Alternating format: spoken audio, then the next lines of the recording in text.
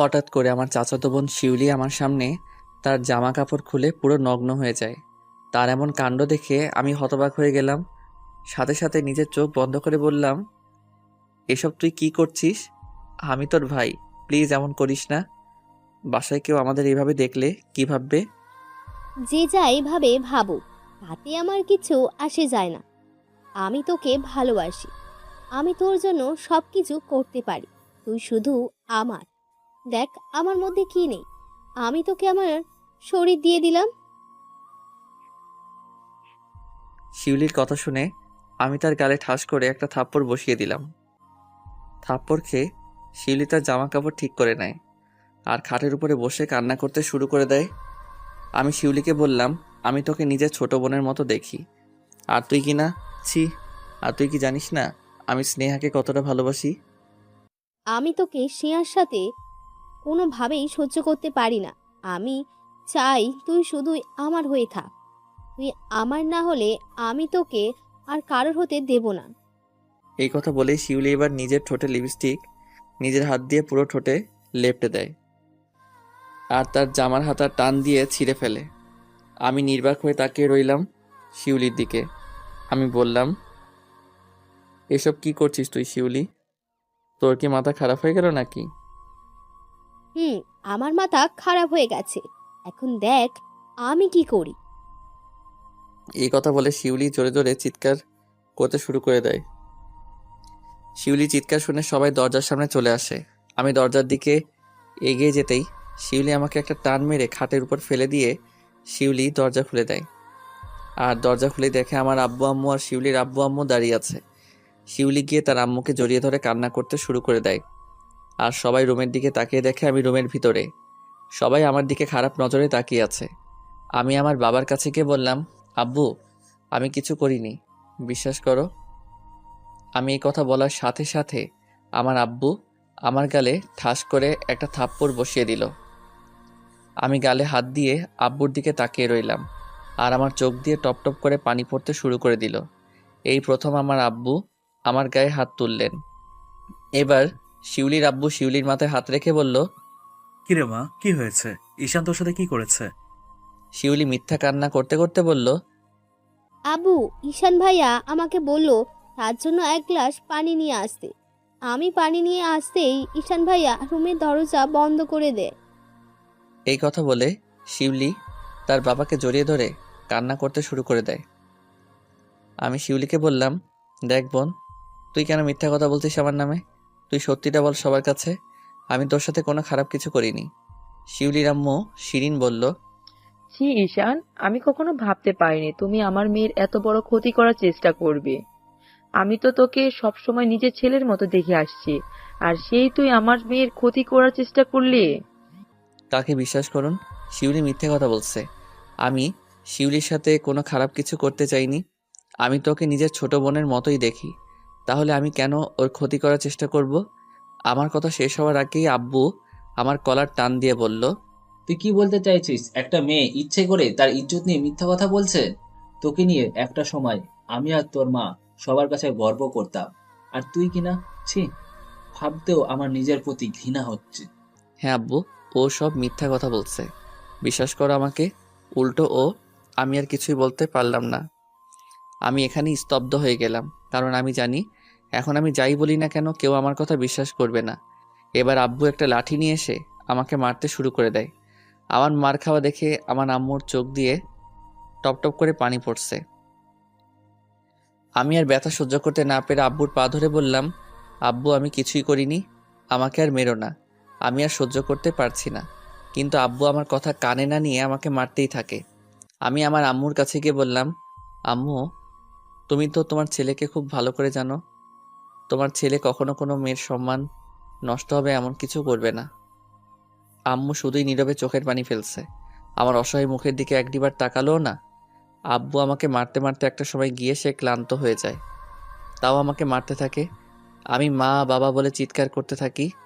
এবার আমার কাকা এসে আব্বুকে থামিয়ে দেয় আর আব্বু আমার রুম থেকে বেরিয়ে চলে যায়।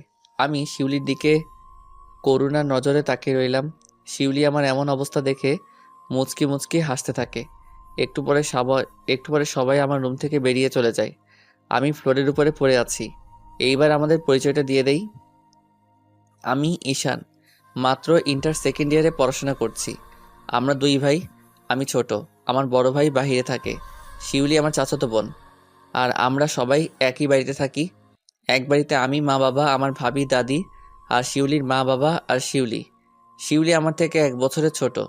আর শিউলি আমার সাথে একই কলেজে পড়াশোনা করে। শিউলি আমার 1 ক্লাসের জুনিয়র। আমার গার্লফ্রেন্ড স্নেহা। স্নেহা আর আমার রিলেশন সেই স্কুল লাইফ থেকে। আমাদের 3 বছরের রিলেশন। আমরা দুজন দুজনকে অনেক ভালোবাসি। স্নেহা আমি একই ক্লাসে। এবার গল্পে ফিরে আসি। আমি ফ্লোরের উপরে শুয়ে আছি। আমার দাদি আমার কথা শুনে দৌড়ে আমার কাছে চলে আসে। দাদি এসে দেখে আমি ফ্লোরের উপরে শুয়ে আছি। দাদি আমার কাছে এসে বলল, কি রে, কি শুনি এসব? আমি তো জানি আমার নাতি এসব কখনো করতে পারে না। আমি আমার দাদিকে জড়িয়ে ধরে কান্না করতে থাকি। দাদি আমার চোখের পানি মুছে দিয়ে বলল, কি হয়েছে আমাকে বল তুই সব কিছু। দাদি কি হয়েছে? আমি তোমাকে সেটা বলতে পারবো না, কিন্তু বিশ্বাস করো আমি কিছুই করিনি। আমার কথা কেউ বিশ্বাস করছে না। এমন সময় আমার ভাবিও চলে আসে। আব্বু অন্য রুম থেকে দাদিকে ডাক দিয়ে নিয়ে যায়। ভাবি আমার কাছে এসে বলল, কি হয়েছে ভাই? এসব কি সত্যি নাকি? আমি মাথা নিচু করে রইলাম। ভাবি আমার ব্যাপারটা বুঝতে পেরে ভাবি বলল, তুমি আমাকে সব সত্যি কথা খুলে বলো। ভাবি বলতে পারি, কিন্তু তোমার আমাকে কথা দিতে হবে, তুমি কাউকে কিছু বলবে না। কথা দিলাম ভাই, তুমি আমাকে সব বলো। এবার আমি ভাবিকে সব সত্যি বলে দিলাম। ভাবি আমার কথা শুনে বলল, তুমি এই সত্যি কথা সবাইকে বললে না কেন? বললে কি হতো? আমি জানি কেউ আমার কথা বিশ্বাস করবে না। যেখানে আমি বারবার বলছি আমি কিছুই করিনি, আমার মা বাবা কেউ আমার কথা বিশ্বাস করেনি। আমি গিয়ে সব বলে দিচ্ছি। আমার ভাবতেও খারাপ লাগছে শিউলি এমন একটা কাজ করতে পারলো। আমি গিয়ে সব কিছু বলে দিচ্ছি। ভাবি তুমি কিন্তু আমাকে কথা দিয়েছো কাউকে কিছু বলবে না। ভাবি আর কোনো কথা না বলে আমাকে খাটের উপর উঠিয়ে শুইয়ে দিল। রাতের খাবার খেয়ে সবাই ঘুমিয়ে পড়ে। কেউ একটিবারের জন্যেও আমাকে ডাকতে আসলো না। না খেয়ে রাতে ঘুমিয়ে পড়লাম। শরীর তেমন একটা ভালো না, পুরো শরীরে অনেক ব্যথা। তাই ঘুম থেকে উঠতে একটু দেরি হয়ে গেল। কোনোরকমভাবে রেডি হলাম কলেজে যাওয়ার জন্য। খাওয়ার টেবিলের সামনে গিয়ে দেখি আমার জন্য কোনো খাবার নেই। আমার যেই মা আমাকে ছাড়া খাবার খায়নি কখনো, সেই মা এখন আমাকে না ডেকে খাবার খেয়ে নেয়। নিজের অজান্তেই আমার চোখ দিয়ে টপ টপ করে পানি পড়তে শুরু করে দিল। নিজের চোখের পানি মুছে বের হতে যাব, এমন সময় মনে হলো কেউ আমার হাত ধরে রেখেছে। পিছনে তাকিয়ে দেখি ভাবি। ভাবি আমার হাতে একটা 100 টাকার নোট দিয়ে বলল, কলেজে যাওয়ার পথে নাস্তা করে নিও। আমি আর কিছু না বলে কলেজের উদ্দেশ্যে রওনা দিলাম। কিছুক্ষণের মধ্যে কলেজে চলে গেলাম। কলেজে গিয়ে দেখি সবাই আমার দিকে কেমনভাবে তাকিয়ে আছে। তাহলে কি শিউলি কলেজে এসে সবাইকে আমার নামে মিথ্যা কথা বলে দিয়েছে? আমি এবার স্নেহাকে খুঁজতে শুরু করে দিলাম। খুঁজতে খুঁজতে দেখি স্নেহা একটা গাছের নিচে বসে আছে একা। আমি স্নেহার দিকে এগিয়ে যেতে থাকি, কারণ আমি জানি সবাই আমাকে অবিশ্বাস করলেও স্নেহা আমাকে অবিশ্বাস করবে না। ঈশান স্নেহার দিকে এগিয়ে যেতে থাকে। ঈশানের ভেতরে একটা ভয়ও কাজ করছে। শিউলি যদি আবার স্নেহাকে মিথ্যে বানোয়াট কথাগুলো বলে দেয়। ঈশান স্নেহার কাছে গিয়ে স্নেহার কাঁধের উপরে হাত রাখতেই স্নেহা উঠে দাঁড়িয়ে ঈশানের গালে ঠাস করে একটা থাপ্পড় বসিয়ে দিল। ঈশান হতবাক হয়ে স্নেহার দিকে তাকিয়ে রইল। এবার স্নেহা রাগী কণ্ঠে ঈশানকে বলল, তোর সাহস কি করে হয় আমাকে স্পর্শ করার? তোর মতো এমন বাজে লোক আমি আর দুটো দেখিনি।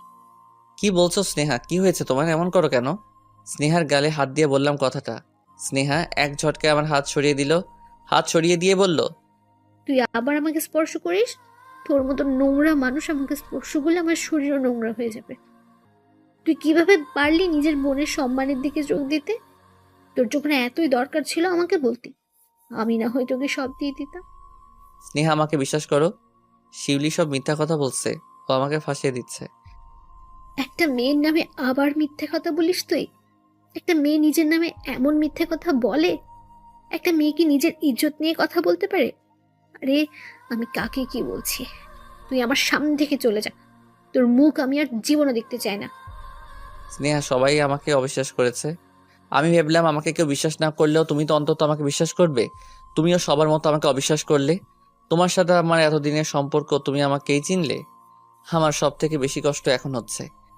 দেখ, তোর সাথে কথা বলতে আমার ঘৃণা হচ্ছে। তুই আমার সামনে থেকে চলে যা।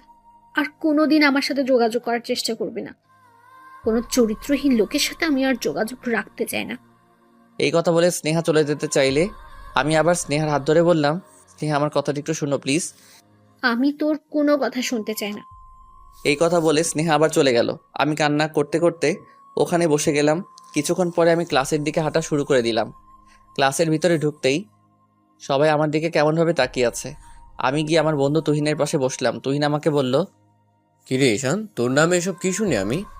তুই নাকি তোর চাচাতো বোন শিউলির সাথে খারাপ কিছু করার চেষ্টা করছিস?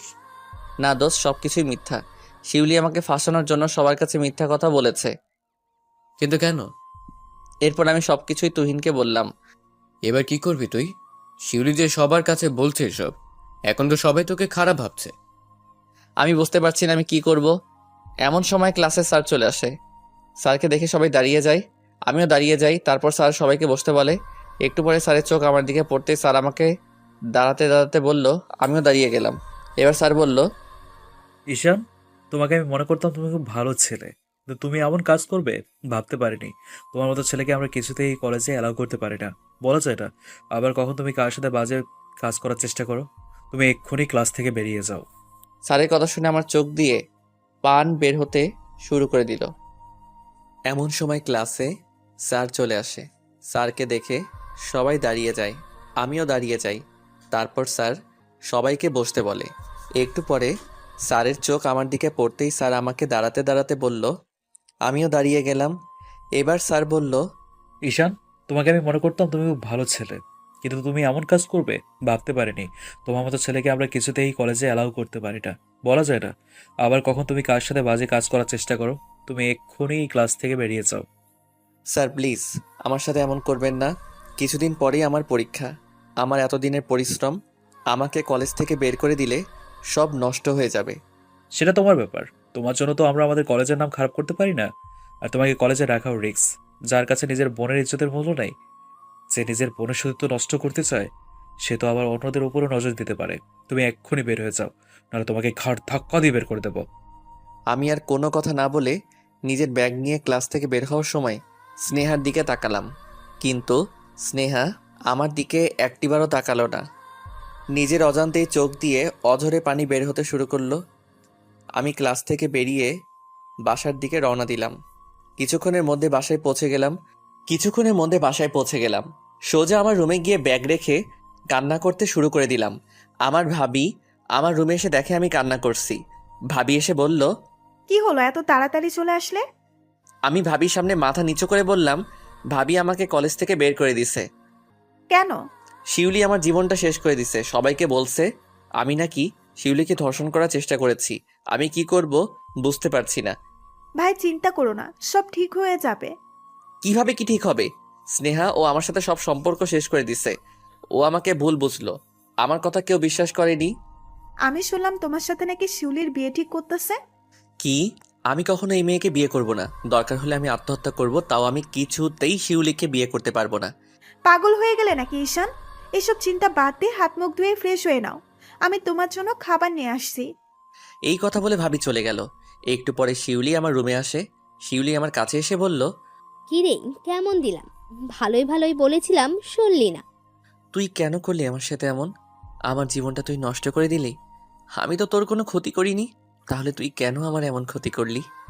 তুই সেটা ভালো করেই জানিস। যাই হোক, এবার আমাদের বিয়ের জন্য রেডি হয়ে যা। এই কথা বলে শিউলি চলে গেল। দেখতে দেখতে রাত হয়ে গেল। আমি আমার রুমে বসে আছি। এমন সময় আমার আব্বু এসে বলল, আগামীকাল তোর আর শিউলির বিয়ের প্রস্তুতি নেন। এই কথা বলে আব্বু চলে গেল। আমি কি করব বুঝতে পারছিলাম না। আমি স্নেহার ফোনে বারবার ফোন দিতে থাকি, কিন্তু স্নেহার ফোন অফ হয়ে আছে। আমার দাবি আমার রুমে আসে। আমি আমার দাদিকে জড়িয়ে ধরে কান্না করতে থাকি। এবার আমি দাদিকে বললাম, দাদি আমি শিউলিকে বিয়ে করতে পারবো না, তুমি আব্বুকে বলো প্লিজ। তুই তো তোর আব্বুকে খুব ভালো করে চিনিস, ও যেটা বলবে সেটাই করবে। কি আর করবি, বিয়েতে রাজি হয়ে যা। এই কথা বলে দাদি আমার মাথায় হাত বুলিয়ে চলে গেল। ঈশান বুঝতে পারছে না কি করবে সে। একদিকে স্নেহার ফোন অফ। একটু পরে ঈশান ঘুমিয়ে পড়ে। সকালে ঘুম থেকে উঠে দেখে বিয়ের সব কিছুই করা হচ্ছে। পাশে তাকিয়ে দেখে ঈশানের জন্য পাঞ্জাবি রাখা। ঈশান পাঞ্জাবিটা হাতে নিয়ে কান্না করতে থাকে। কিভাবে সে শিউলিকে বিয়ে করে তার সাথে সারা জীবন কাটাবে, যে মেয়েটা তার নামে এমন একটা মিথ্যে অপবাদ দিল যার কারণে ঈশান আজ সবার কাছে অবহেলার পাত্র হয়ে আছে। ঈশান পাঞ্জাবি হাতে নিয়ে কান্না করতে করতে বসে গেল। এমন সময় ঈশানের ভাবি তার রুমে এসে দেখে ঈশান কান্না করছে। ঈশান তার ভাবিকে দেখে চোখের পানি মুছে বসে থাকে। ভাবি এবার ঈশানের কাছে এসে বলল, ভাই আমি বুঝতে পারছি তোমার অনেক কষ্ট হচ্ছে। ভাবি আমি কি করব? আমি কিভাবে শিউলিকে বিয়ে করব? যে মেয়েকে আমি ছোট থেকে নিজের বোনের মতো জানতাম, সে আমার নামে এত বড় একটা মিথ্যা অপবাদ দিয়ে দিল। ভাই তুমি একটা কাজ করো, কি কাজ? তুমি এক্ষুনি এখান থেকে পালিয়ে চলে যাও। এখানে থাকলে তোমাকে শিউলির মতো একটা বাজে মেয়েকে বিয়ে করতে হবে। তুমি এখান থেকে চলে যাও ভাই। এই নাও, এখানে কিছু টাকা আছে, এটা দিয়ে তোমার কিছুদিন কেটে যাবে, পরে একটা ব্যবস্থা করবে। আমি কান্নামাখা চোখে ভাবির দিকে তাকিয়ে রইলাম। ভাবি আমার হাতে টাকাগুলো ধরিয়ে দিয়ে বলল, তুমি চলে যাও এক্ষুনি, এখন সবাই বিজি আছে, এটাই সময়। এবার আমি নিজের চোখের পানি মুছে আমার কিছু জামা কাপড় নিয়ে ভাবির থেকে বিদায় নিয়ে বেরিয়ে যাওয়ার সময় দাদির রুমে গেলাম। দাদির রুমে গিয়ে দেখি দাদি শুয়ে আছে। দাদির পায়ে হাত দিয়ে সালাম করতে দাদির চোখ খুলে তাকিয়ে আমাকে বলল, কিরে তুই ব্যাগ নিয়ে কোথায় যাচ্ছিস? আমি চলে যাচ্ছি, এখানে থাকলে আমার জীবনটা শেষ হয়ে যাবে, আমি এই বিয়ে করতে চাই না। দাদি আমার ব্যাপারটা বুঝতে পেরে আমাকে জড়িয়ে ধরে কান্না করে দিল। দাদিকে বললাম, আমার মা বাবার দিকে খেয়াল রেখো দাদি, আসি আমি। এই কথা বলে নিজের চোখ মুছে বেরিয়ে পড়লাম বাসা থেকে। বাসা থেকে বেরিয়ে একটা রিক্সা নিয়ে নিলাম। তারপর রিক্সার মধ্যে উঠে রেল স্টেশনের দিকে চলে গেলাম। উদ্দেশ্য ঢাকা চলে যাব। গ্রামে আমার থাকাটা রিস্ক হয়ে যাচ্ছে, কেউ আমাকে এখানে দেখলেই বাসায় নিয়ে চলে যাবে। একটা টিকিট কেটে নিলাম। এবার আমি ট্রেনের অপেক্ষা করে বসে আছি, মনের ভিতরে অজানা ভয়। টিকিট তো কেটে নিলাম, কিন্তু আমি যাবোটা কোথায়? ঢাকা তো আমার পরিচিত কেউ নেই, আর ঢাকা কখনো যাইনি। এসব ভাবছি বসে বসে। এমন সময় একটা মেয়ে এসে বলল, এই যে মিস্টার শুনছেন? মেয়েটার কথা আমার কান অবধি আসছে না, আমি চিন্তায় ডুবে আছি। এবার মেয়েটা আমাকে ধমক দিয়ে বলল, এই আপনি কি কানে শোনেন না? মেয়েটার ধমক শুনে আমার হুঁশ ফিরে আসলো। আমি বললাম, কি হয়েছে? কি হয়েছে মানে কি? আপনাকে আমি সেই কখন থেকে ডেকেই যাচ্ছি, আপনার কোনো পাত্তাই দিচ্ছেন না।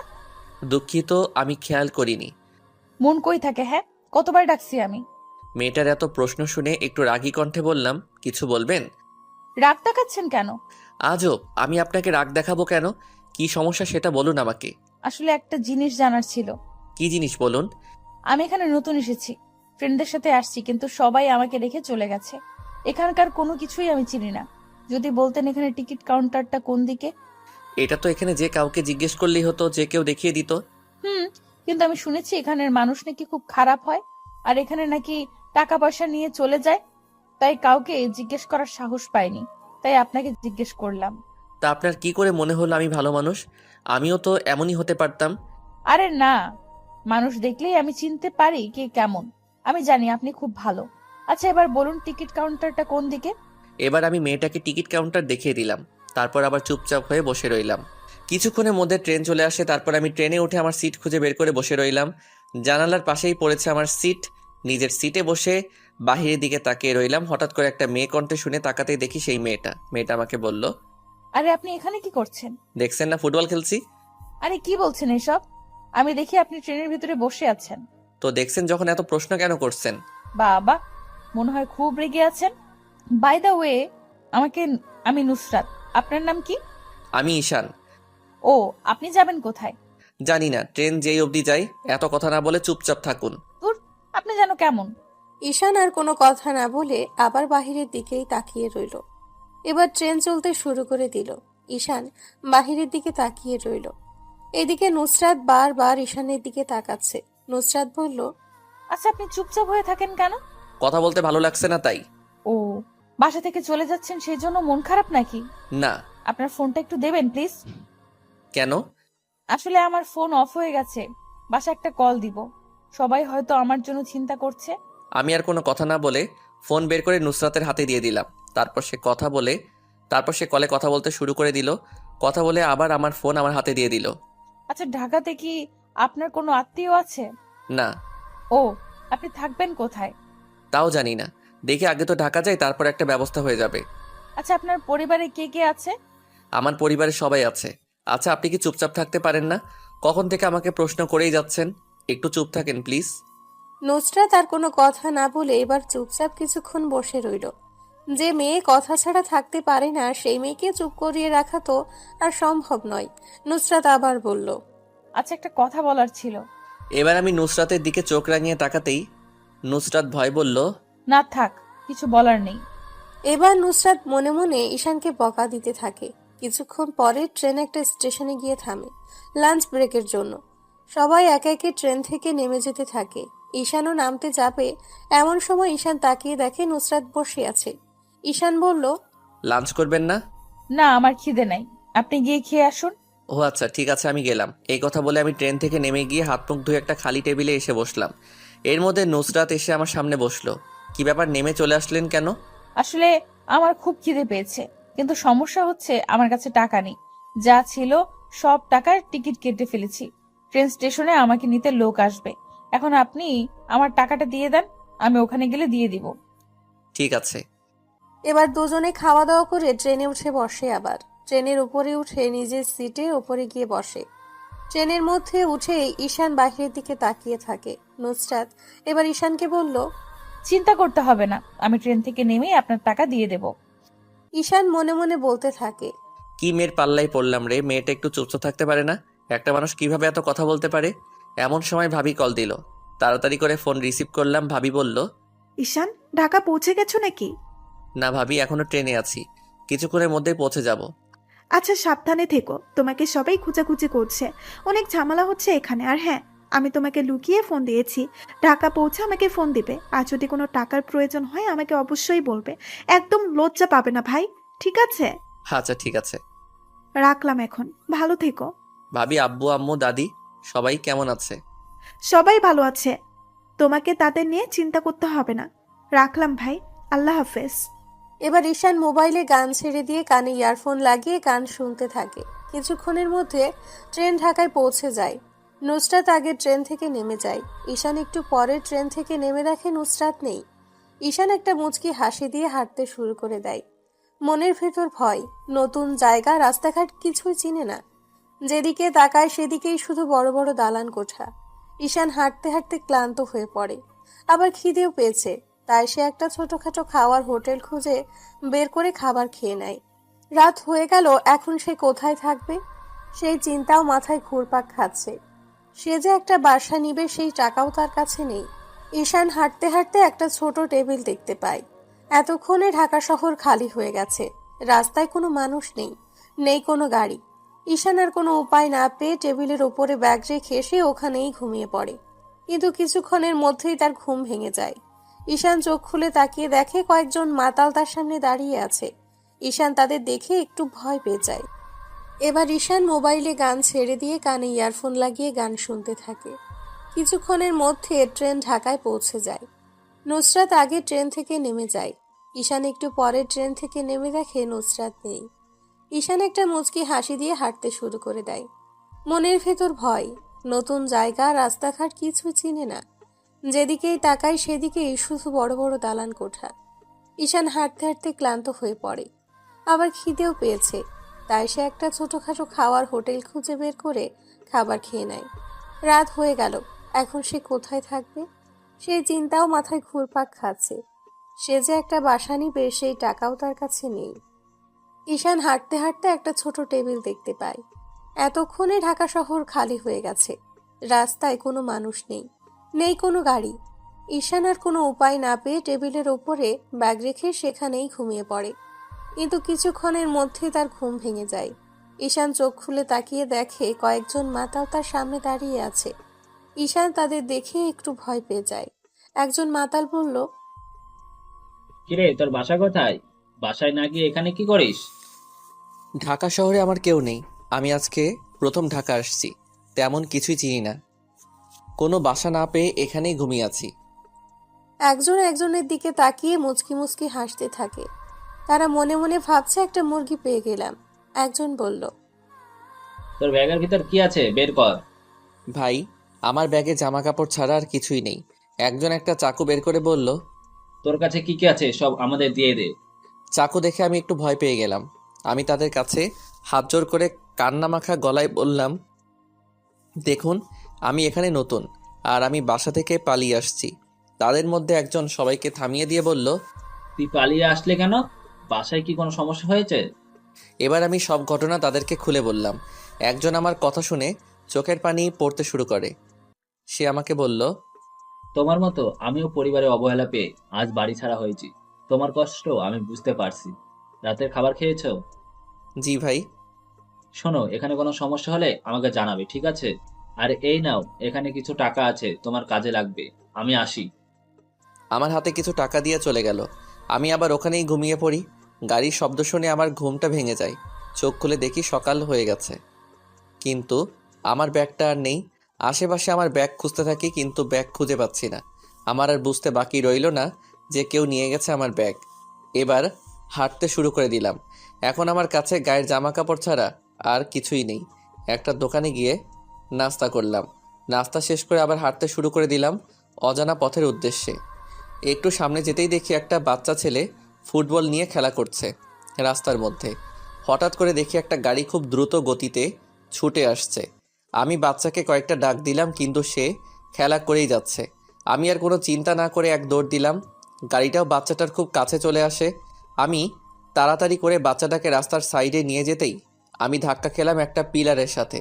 আমার কপাল ফেটে রক্ত বের হয়ে যেতে থাকে, আর আমি সেখানেই অজ্ঞান হয়ে পড়ি। আমার আর কোনো কিছুই মনে নাই। জ্ঞান ফিরতেই নিজেকে হাসপাতালের বেডের উপরে আবিষ্কার করলাম। পাশে তাকিয়ে আমি হতবাক হয়ে গেলাম। আমার সামনে দাঁড়িয়ে আছে সেই মেয়েটি যার সাথে আমার ট্রেনের মধ্যে পরিচয় হয়েছে। আমি একটু উঠে বসতে চাইলাম, তখনই কপালে একটু ব্যথা অনুভব হলো। কপালে হাত দিয়ে দেখি ব্যান্ডেজ করা। আমি নুসরাতের দিকে তাকিয়ে বললাম, আমি এখানে কি করে আসলাম? আপনাকে এখানে আমার আব্বু নিয়ে আসছে। আপনি যাকে বাঁচাতে গিয়ে অ্যাক্সিডেন্ট করছেন সে আমার ছোট ভাই। আপনাকে যে কি বলে ধন্যবাদ দিব তার কোনো ভাষা জানা নেই আমাদের। এমন সময় নুসরাতের আব্বু চলে আসে আমার কেবিনের ভিতরে। উনি এসে আমার পাশে বসে বলল, বাবা তুমি এখন কেমন আছো? জি আঙ্কেল, এখন একটু ভালো আছি। নুসরাত বলল, আব্বু, তোমাকে আমি একটা ছেলের কথা বলেছিলাম না যে ট্রেনে পরিচয় হলো, উনি সেই ছেলে। তাই নাকি? বাবা, তোমাকে যে কি বলে ধন্যবাদ দিব। আঙ্কেল ধন্যবাদ দেওয়ার কিছু নাই, এখানে অন্য কেউ হলেও এইভাবেই এগিয়ে আসতাম। আঙ্কেল একটা কথা বলার ছিল। কি কথা বাবা? আঙ্কেল আমার ফোনটা পাচ্ছি না, ওটা কি আপনাদের কাছে? না তো বাবা, তোমাকে অজ্ঞান অবস্থায় দেখে আমি তোমাকে তাড়াতাড়ি করে হাসপাতালে নিয়ে আসছি। হয়তো ফোন কোথাও পড়ে গেছে। আচ্ছা, তোমার নাম্বারটা দাও, আমি দেখি কল যায় কিনা।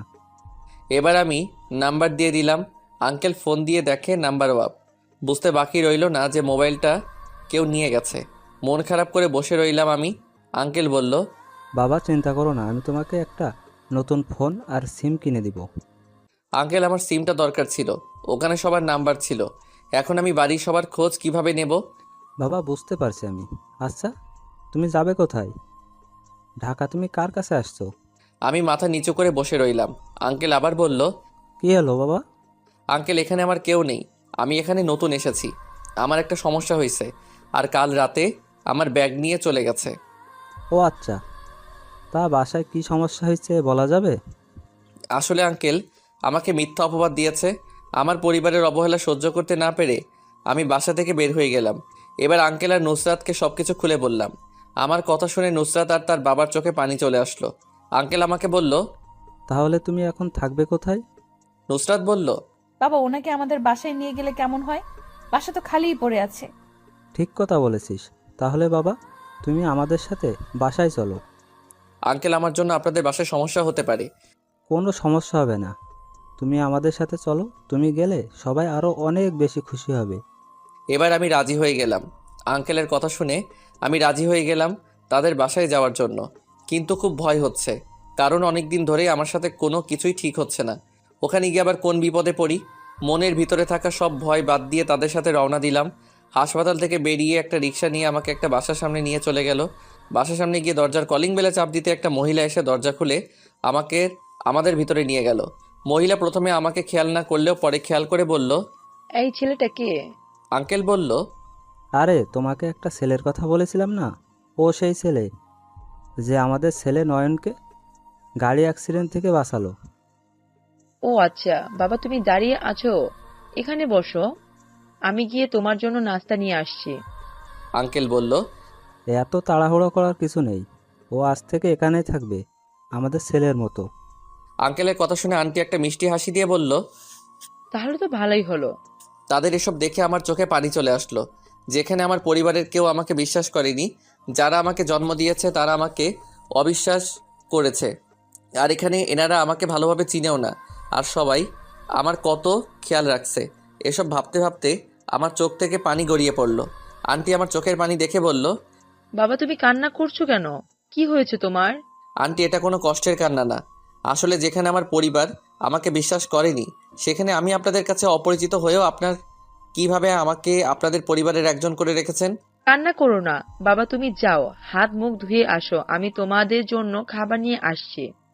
আঙ্কেল নুসরাতকে বলল, মা যা, ঈশানকে তার রুম দেখিয়ে দে। ঠিক আছে আব্বু। এবার নুসরাত আমাকে নিয়ে একটা রুমে চলে গেল। মেয়েটা এখনও সেই বকবক শুরু করে দিল। নুসরাত আমাকে বলল, আচ্ছা আমাদের বাসায় কি আপনার পছন্দ হয়েছে? আমি একটা মুচকি হাসি দিয়ে বললাম, আপনাদের বাসাটা খুব সুন্দর আর খুব গোছালো। সব আমার হাতে, এই বাড়ির সব কাজ আমিই করি। ও তার মানে এই বাড়ির কাজের মেয়ে আপনি? এই কথা বলেই আমি অন্যদিকে ফিরে হাসতে শুরু করলাম। একটু পরে নুসরাতের দিকে তাকাতেই দেখি মেয়েটা রেগে লাল হয়ে গেছে, রাগে ফসফস করে ফুলছে। আমি আর দাঁড়িয়ে না থেকে ওয়াশরুমের ভিতরে চলে গেলাম, ভয় বের হচ্ছিলাম না। একটু পরে দরজাটা একটু সরিয়ে দেখলাম মেয়েটা আছে কিনা। আমাকে চোরের মতো উকি মারতে দেখে নুসরাত খিলখিল করে হাসতে শুরু করলো। মেয়েটার হাসি শুনে এবার একটু ভয় কমে গেল। নুসরাত আমার দিকে এগিয়ে এসে বলল, আমাদের বাসার মেহমান, তাই কিছু বললাম না, খেতে আসুন। এবার চুপচাপ করে নুসরাতের সাথে খেতে চলে গেলাম। সবাই একসাথে খেতে বসলো। নয়ন আমাকে বলল, ভাইয়া আমি রাতে আপনার সাথে ঘুমাবো, ঠিক আছে? আমি মুচকে হাসি দিয়ে বললাম, ঠিক আছে। এবার সবাই আমার দিকে খাবার এগিয়ে দিতে থাকে। হুট করে আমার মায়ের কথা মনে পড়ে গেল। তখনই চোখ থেকে পানি বের হতে শুরু করলো। আন্টি বলল, বাবা কি হয়েছে তোমার আবার? আসলে আন্টি আমার মায়ের কথা খুব মনে পড়ছে। এমন সময় আমার আম্মু আমাকে নিজ হাতে খাইয়ে দিতেন। এই ব্যাপার, আসো আমি তোমাকে খাইয়ে দিচ্ছি। এবার আন্টি আমাকে তার নিজের হাতে খাইয়ে দিতে থাকে। আমাকে খাইয়ে দিতে দেখে নুসরাত বলল, এখন তো আমরা পর হয়ে গেছি, তাই না আম্মু? সবাই খিলখিল করে হেসে দিল। তারপর খাওয়া দাওয়া শেষ করে আমি আমার রুমে চলে গেলাম। রুমে গিয়ে খাটের উপরে বসতেই নয়ন আর নুসরাত চলে আসলো। নয়ন এসে আমার পাশে বসলো। নুসরাত বলল, আনার ভাই কিন্তু আপনাকে অনেক জ্বালাতে পারে, সাবধানে থাকবেন। আর কোনো সমস্যা হলে আমাকে ডাকবেন, আমি পাশের রুমে আছি। আপু তুই মানে মিথ্যে কথা কেন বলিস? আমি কাউকে জ্বালাই না, তুই যা, এখন আমরা ঘুমাবো। নয়নের কথা শুনে নুসরাত নয়নের দিকে তাকিয়ে চোখ দিয়ে কিছু একটা ইশারা করলো। নুসরাত বলল, আচ্ছা ঠিক আছে, অনেক রাত হয়েছে, ঘুমিয়ে পড়ুন। এই কথা বলে নুসরাত চলে গেল। আমি আর নয়ন শুয়ে আছি। নয়ন বলল, ভাইয়া তোমার বাসায় কে কে আছে? নয়নকে সব বললাম আমার বাসায় কে কে আছে। আমার শরীরটা একটু খারাপ লাগছে, তাই নয়নকে বললাম ঘুমিয়ে পড়তে। আমিও ঘুমিয়ে পড়লাম। পরের দিন সকালে ঘুম থেকে উঠে দেখি নয়ন নেই। আমি উঠে ফ্রেশ হতেই ওয়াশরুমের ভিতরে চলে গেলাম। ফ্রেশ হয়ে বেরিয়ে এলাম খালি গায়ে। ওয়াশরুম থেকে বেরিয়ে এসে দেখি নুসরাত আমার রুমে। আমি খালি গায়ে থাকা একটু লজ্জা পেয়ে গেলাম। তাড়াতাড়ি করে একটা টি শার্ট গায়ে দিতে দিতে বললাম, আপনি এত সকালে এখানে কেন? এত সকাল, তাই না? ঘড়ির দিকে খেয়াল আছে? নুসরাতের কথা শুনে আমি ঘড়ির দিকে তাকিয়ে হতবাক হয়ে গেলাম। ঘড়িতে 10টা বেজে গেছে। হয়েছে, নাস্তা করতে আসুন। আমি নাস্তা করতে চলে গেলাম। নাস্তা খেয়ে নিজের রুমে বসে রইলাম। একটু পরে নুসরাত আমার রুমে আসলো। নুসরাত আমার রুমে এসে বলল, আপনার সাথে গল্প করতে আসলাম। কি গল্প করবেন? আচ্ছা আপনি কি কখনো কাউকে ভালোবেসেছেন? হুম। আপনার লাভ স্টোরিটা শোনাবেন প্লিজ। আমার আর লাভ স্টোরি? একটা মেয়ের সাথে আমার 3 বছরের রিলেশন ছিল। আমার চাচাতো বোনের কথা বিশ্বাস করে আমার সাথে সব সম্পর্ক শেষ করে দিল। আপু তো আপনাকে ভালোবাসতো, তাই না? তাহলে সে আপনাকে অবিশ্বাস করলো কেন? জানি না, আমার বিশ্বাস ছিল সবাই আমাকে অবিশ্বাস করলেও স্নেহা আমাকে বিশ্বাস করবে, কিন্তু না, ও আমাকে অবিশ্বাস করলো। আমার একটা কথা শুনলো না। আমার অনেক কষ্ট হচ্ছিল। আমি তাকে অনেক রিকোয়েস্ট করি। নুসরাতকে সেদিনের সব ঘটনা খুলে বললাম। আমার কথা শুনে নুসরাতের মন খারাপ হয়ে গেল। আমিও চুপচাপ হয়ে বসে রইলাম। নুসরাত আমাকে বলল, আচ্ছা এখন আমি আসি। এই কথা বলে নুসরাত চলে গেল। এই বাসায় আমার দেখতে দেখতে 2 দিন পার হয়ে গেল। এখানে বসে থাকতে থাকতে নিজের কাছেও খুব খারাপ লাগছে। ভাবতেছি কিছু একটা করার দরকার, একটা চাকরি করব। নয়নকে বললাম আঙ্কেলকে ডেকে আনতে। নয়ন কিছুক্ষণের মধ্যেই আঙ্কেলকে নিয়ে আসলো। এই বাসায় আমার দেখতে দেখতে 2 দিন পার হয়ে গেল। এখানে বসে থাকতে থাকতে নিজের কাছেও খুব খারাপ লাগছে। ভাবতেছি কিছু একটা করার দরকার, একটা চাকরি করব। নয়নকে বললাম আঙ্কেলকে ডেকে আনতে। নয়ন কিছুক্ষণের মধ্যে আঙ্কেলকে নিয়ে আসলো। আঙ্কেল এসে বলল, বাবা কিছু বলবে? আঙ্কেল, একটা কথা বলার ছিল। আসলে বাসায় বসে থাকতে আমার ভালো লাগছে না। খুব বোরিং লাগছে। আমি চাই একটা চাকরি করতে। কি বলছো তুমি বাবা? তোমাকে কোনো চাকরি করতে হবে না। আঙ্কেল, বাসায় বসে থাকতে আমার ভালো লাগে না। আচ্ছা, তুমি পড়াশোনা করছো কোন ক্লাস অবধি? আঙ্কেল, আমার সামনে এইচএসসি পরীক্ষা। কি বলছো তুমি? তাহলে তো তোমার এখন পড়াশোনা করা দরকার। নুসরা তো এইবার পরীক্ষা দেবে তোমার সাথে। ও, কিন্তু আমার তো আর পড়াশোনা করা হবে না। আমাকে তো কলেজ থেকে বের করে দিয়েছে। সমস্যা নাই, তুমি নুসরাতের কলেজে ভর্তি হয়ে যাবে। আগে তুমি তোমার আগের কলেজে গিয়ে ওখান থেকে ছাড়পত্র নিয়ে আসতে হবে। তুমি কাল চলে যাও গ্রামে, ওখানে গিয়ে কলেজ থেকে ছাড়পত্র নিয়ে আসবে। ঠিক আছে আঙ্কেল। তারপর আঙ্কেল চলে গেল। রাতেই গ্রামে যাওয়ার জন্য সব কিছু ঠিকঠাক করে নিলাম। সকালে তাড়াতাড়ি বের হতে হবে, সেই জন্য রাতে খাওয়া দাওয়া করে ঘুমিয়ে পড়লাম। অনেক দিন পর গ্রামে যাব, খুব ভালো লাগছে। আবার মন খারাপও হয়ে যাচ্ছে। নিজের গ্রামে যাব, আব্বু আম্মুর সাথে একটু কথাও বলতে পারবো না। এসব ভাবতেই খুব খারাপ লাগছে। তারপরও তাদের একবার দেখে আসবো। সকালে তাড়াতাড়ি করে আমি ঘুম থেকে উঠে রেডি হয়ে সবার থেকে বিদায় নিয়ে বেরিয়ে যাব। এমন সময় আঙ্কেল বলল, ঈশান, এই ফোন আমি তোমার জন্য নিয়েছি, এটা রাখো।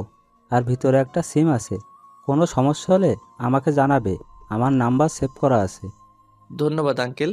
ধন্যবাদ দিতে হবে না বাবা, তাহলে যাও, সাবধানে যাবে। আমি সবার থেকে বিদায় নিয়ে বেরিয়ে পড়ব। পাশে তাকিয়ে দেখি নুসরাত মন খারাপ করে দাঁড়িয়ে আছে। নুসরাতকে বিদায় বলে বেরিয়ে পড়লাম। রেল স্টেশনে গিয়ে ট্রেনের টিকিট কেটে ট্রেনে উঠে গেলাম। 4 ঘন্টার মধ্যে আমি নিজের গ্রামে পৌঁছে গেলাম। একটা রিক্সা নিয়ে কলেজের উদ্দেশ্যে রওনা দিলাম। কিছুক্ষণের মধ্যে কলেজে পৌঁছে গেলাম। রিক্সা থেকে নামতেই আমার বন্ধু তুহিন আমাকে দেখে এগিয়ে আসে।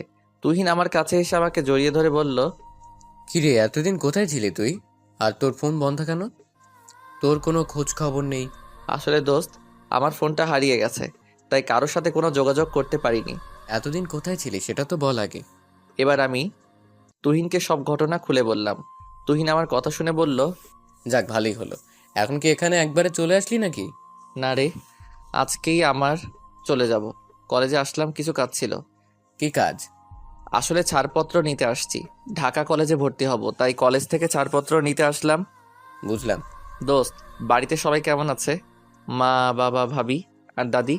দোস্ত, তোকে আর কি আর বলবো, তুই বাড়ি থেকে চলে যাওয়ার পরে তোর ভাবিকে বাসা থেকে বের করে দিয়েছে। তুহিনের মুখে এই কথা শুনে আমার মাথায় আকাশ ভেঙে পড়ল। আমি তুহিনকে বললাম, কি বলছিস এসব? ভাবিকে কেন বাসা থেকে বের করে দিবে? সবাই বলছে তোর ভাবি নাকি তোকে বাসা থেকে পালিয়ে যেতে বলছে, আর তার সাথে নাকি তোর খারাপ সম্পর্ক ছিল, তাই সবাই ভাবিকে অপমান করে বাসা থেকে বের করে দিয়েছে। উনি এখন তার বাপের বাড়িতে থাকে।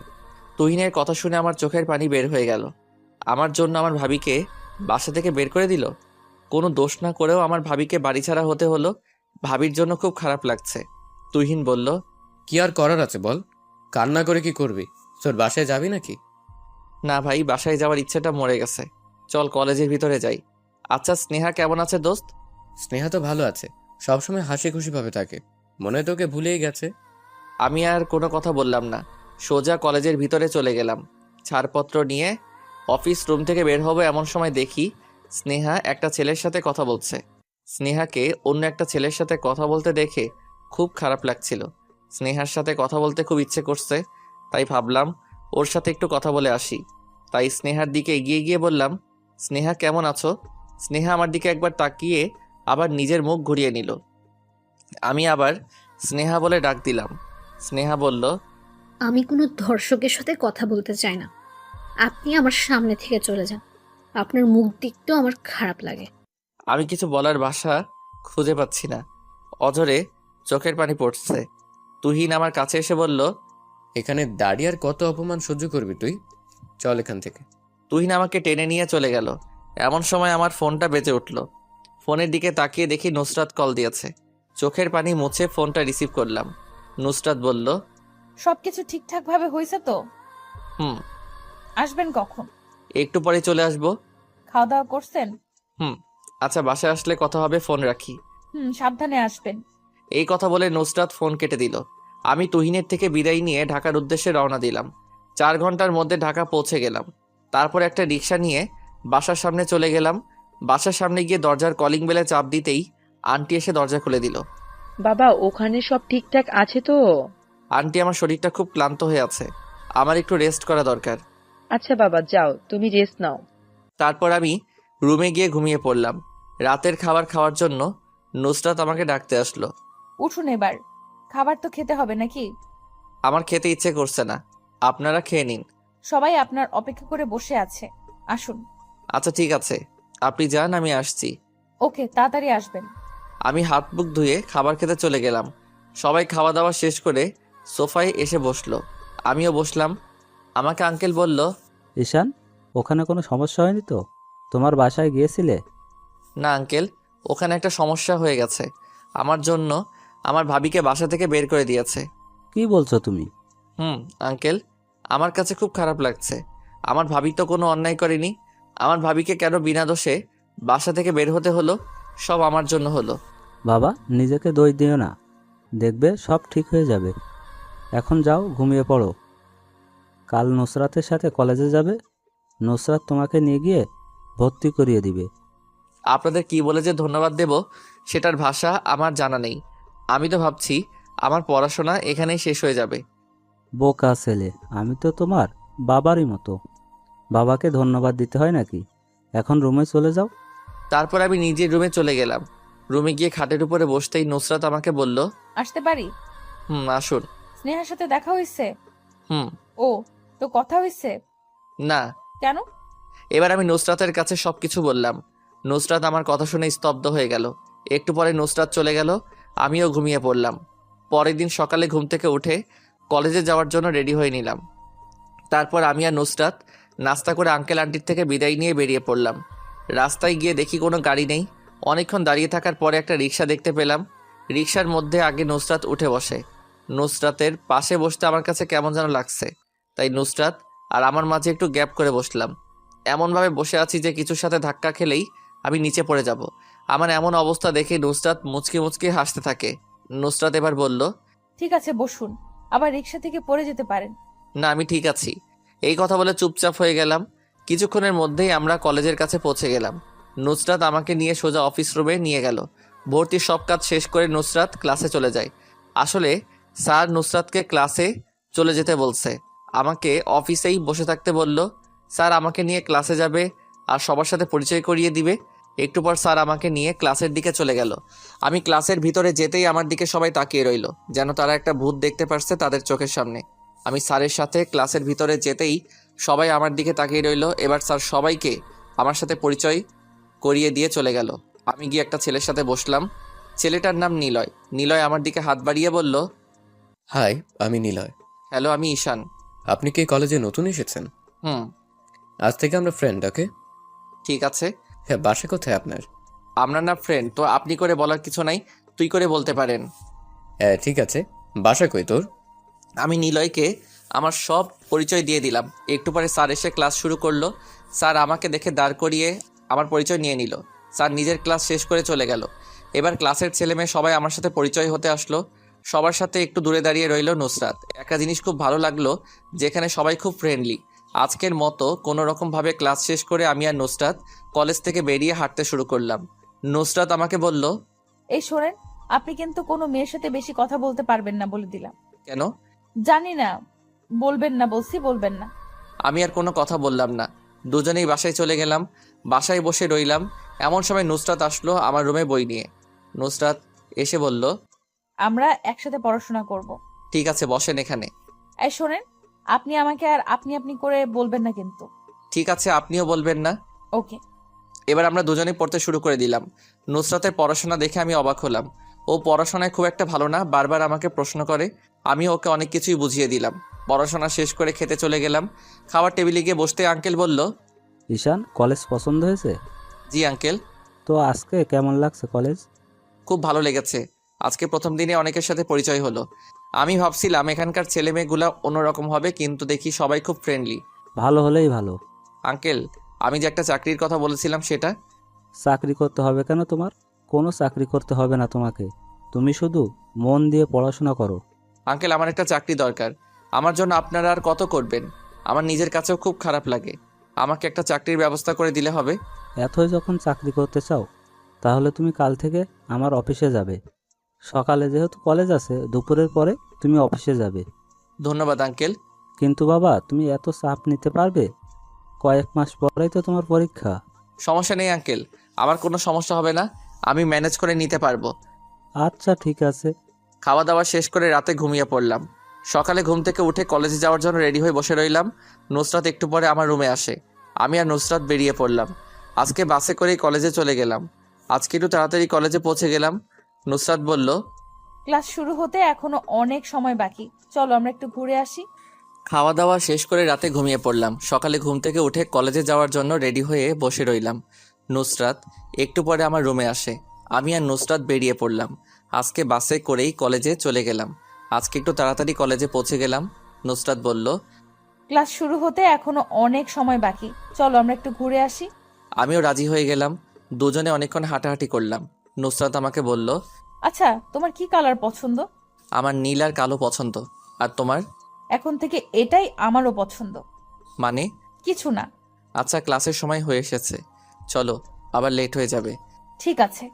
তারপর আমি আর নুসরাত একসাথে কলেজে চলে গেলাম।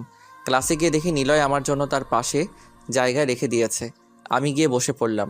নিলয় আমাকে বলল, দোস্ত, নুসরাত কি তোর গার্লফ্রেন্ড নাকি? আরে না নুসরাত, আমার ফ্রেশ শুধুই। ও আচ্ছা, দেখিস আবার ফ্রেন্ড থেকে যেন অন্য কিছু না হয়ে যায়। কি যে বলিস, ওই রকম কোনো কিছুই হবে না। কলেজে যতই যাচ্ছি ততই মানুষের সাথে পরিচয় বাড়ছে। এখানে কলেজে আমার অনেক ফ্রেন্ড হয়ে গেছে। নুসরাত এখন আর আগের মতো আমার সাথে কথাও বলে না। কলেজে আসে চুপচাপ থাকে, বাসায়ও তেমন কথা হয় না। কেন হঠাৎ করে মেয়েটা এত চুপচাপ হয়ে গেল বুঝতে পারছি না। হঠাৎ করে নুসরাতের চুপচাপ হয়ে যাওয়ার বিষয়টা কেন জানি আমার কাছে খুব খারাপ লাগছে।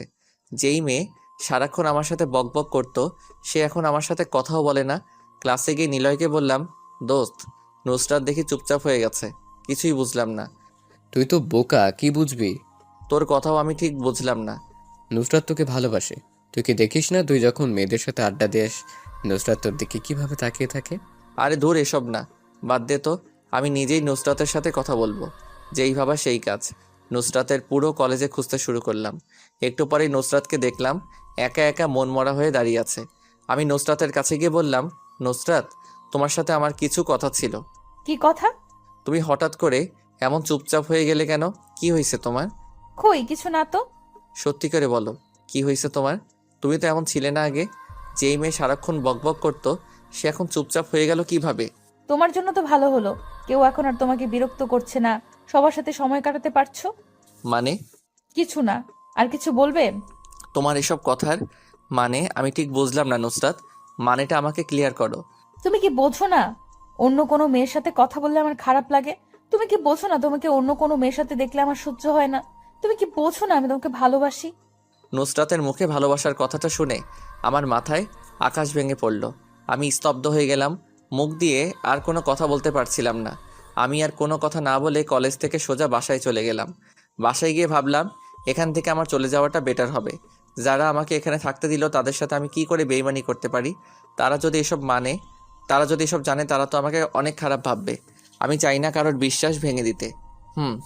নুসরাতকে আমারও ভালো লাগে, কিন্তু আমি চাই না আমার জন্য নুসরাতের বাবা মা কোনো কষ্ট পাক। আমি একটা চিঠি লিখে বাসা থেকে বের হয়ে চলে গেলাম, কাউকে কিছু না বলে। যেইভাবে খালি হাতে এই বাড়িতে আসছি, যেইভাবে খালি হাতে বের হয়ে গেলাম, শুধু মোবাইলটা রাখলাম। আমি আর ঢাকা থাকতে চাই না। আমি এই শহর ছেড়েই চলে যাব। তার জন্য আমি চলে গেলাম রেল স্টেশনে। অন্যদিকে নুসরাত বাসায় গিয়ে আমাকে খুঁজতে থাকে। পুরো বাসা খুঁজেও ঈশানকে কোথাও না পেয়ে নুসরাত ঈশানের রুমে আবার ফিরে আসে। এসেই দেখে খাটের ওপরে একটা চিঠি। নুসরাত দেরি না করে চিঠিটা পড়তে শুরু করে দেয়। চিঠিতে লেখা ছিল, নুসরাত, পারলে আমাকে ক্ষমা করে দিও। আঙ্কেল আন্টিকেও বলবে আমাকে ক্ষমা করে দিতে। দেখো, আমি চাইলে তোমাকে মেনে নিতে পারতাম, কিন্তু আঙ্কেল আন্টির বিশ্বাস আমি কি করে ভেঙে দিতে পারি? যারা আমাকে রাস্তা থেকে তুলে এনে তাদের বাসায় থাকতে দিয়েছে, আমি তাদের সাথে বেইমানি করতে পারি না। ক্ষমা করে দিও। আমি বাসা থেকে চলে গেলাম। নুসরাত চিঠিটা পড়ে কান্না করতে শুরু করে দেয় আর ঈশানকে ফোন দিতে থাকে, কিন্তু ঈশানের ফোন অফ। নুসরাত একটা এসএমএস দিয়ে নিজের হাত কেটে একটা চিৎকার দিয়ে অজ্ঞান হয়ে যায়। নুসরাতের চিৎকারের শব্দ শুনে নুসরাতের আব্বু রুমে চলে আসে। এসে দেখে নুসরাত ফ্লোরের ওপর পড়ে আছে আর নুসরাতের পাশেই সেই চিঠি পড়ে আছে। উনি চিঠি হাতে নিয়ে দেখে এই অবস্থা। তাড়াতাড়ি করে নুসরাতকে হাসপাতালে নিয়ে যায়। নুসরাতকে হাসপাতালে নিতে নিতে উনি ঈশানের নাম্বারে অনেকবার কল দিল। ঈশান ট্রেনে অপেক্ষা করে বসে আছে।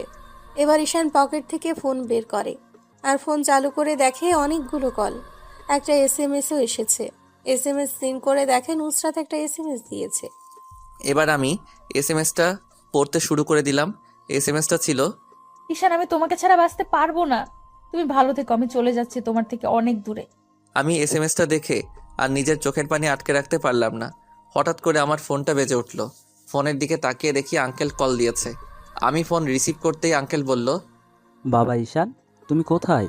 নুসরাতের অবস্থা ভালো না, ওকে হাসপাতালে নিয়ে আসছি, তুমি তাড়াতাড়ি আসো। আঙ্কেল, কি হয়েছে নুসরাতের? ও নিজের হাত কেটে ফেলেছে, এখন আমরা ওকে নিয়ে হাসপাতালে আসছি। আমি তোমাকে ঠিকানা দিয়ে দিচ্ছি, তুমি চলে আসো। আমি ফোন রেখে আঙ্কেলে দেওয়ার ঠিকানা অনুযায়ী হাসপাতালের সামনে চলে গেলাম। হাসপাতালের সামনে যেতেই আমার বুকের ভিতরটা কাঁপতে শুরু করে দিল। খুব ভয় লাগছে।